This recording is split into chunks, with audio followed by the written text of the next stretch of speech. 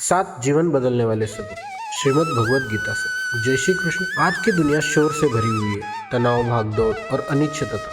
हम मेहनत करते हैं फिर भी मन शांत नहीं रहता। कभी कभी हम सब अर्जुन की तरह महसूस करते हैं, जैसे जीवन के कुरुक्षेत्र में खड़े हों और समझ ना आ रहा हो अगला कदम क्या हो। अगर आप शांति खोज रहे हैं, अगर आप दिशा चाहते हैं, तो उसके उत्तर बाहर नहीं है, वे छिपे हैं श्रीमद् भगवत गीता में।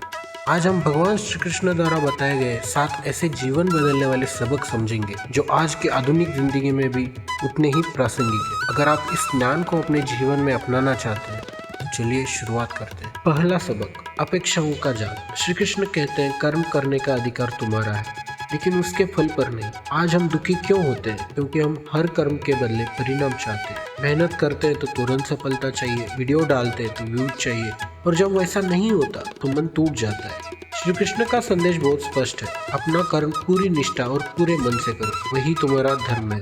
फल को ईश्वर पर छोड़ दो। जब आप परिणाम से जुड़ना छोड़ देते हैं तो डर समाप्त हो जाता है और आपका कर्म अपने आप श्रेष्ठ हो जाता है। दूसरा सबक है मन को समझाना।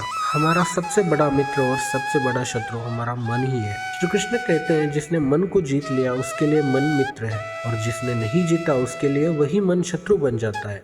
हमारा मन लगातार डर, शंका और नकारात्मक विचार पैदा करता है। जो हुआ ही नहीं उसका डर आज ही हमें परेशान करने लगता है।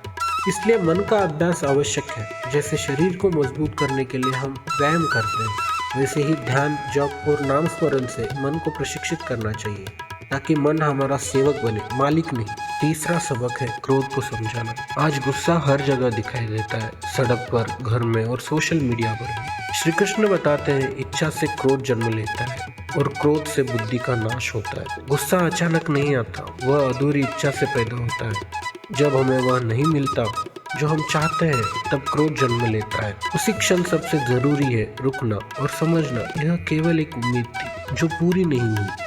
एक क्षण का क्रोध जीवन भर के रिश्तों को नष्ट कर सकता है। चौथा सबक है परिवर्तन को स्वीकार करना। इस संसार में कुछ भी स्थायी नहीं है। जो आज हमारे पास है वह कल किसी और का था और कल किसी और का होगा। धन, यौवन, सुख, दुख सब अस्थायी है। इस सत्य को स्वीकार करने से जीवन सरल हो जाता है। अच्छे समय में घमंड नहीं आता और बुरे समय में निराशा नहीं आती। जो चल रहा है वह भी बदल जाएगा। पांचवा सबक है अपना स्वधर्म पहचानना। आज बहुत से लोग दुखी हैं क्योंकि वे किसी और की जिंदगी जी रहे हैं। समाज और सोशल मीडिया हमें तुलना करना सिखाते हैं, लेकिन श्री कृष्ण कहते हैं दूसरे का धर्म पूरी तरह निभाने से बेहतर है अपना धर्म अधूरा निभाना।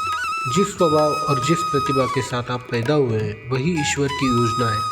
सच्चा संतोष अपने स्वधर्म में ही मिलता है। छठा सबक है समदर्शिता।